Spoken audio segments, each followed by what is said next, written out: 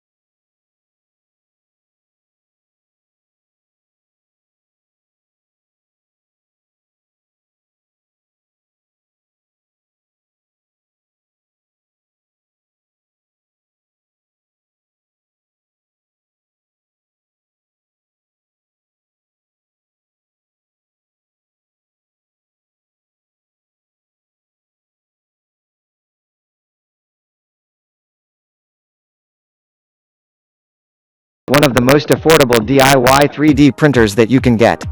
We were actually leaning toward giving it our best budget medal until we decided the enclosed nature of the Monoprice Select Mini V2 is more attractive for beginners. Despite being a DIY 3D printer, the Kaleido DIY is quite easy to put together. You can assemble it in less than 30 minutes.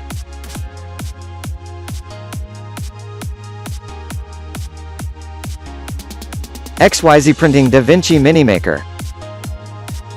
The Da Vinci miniMaker from XYZprinting is an entry-level 3D printer marketed toward kids. But you probably already figured that out the moment you saw the bright primary colors. It's not just for home use though. Teachers can also use it at school to educate kids.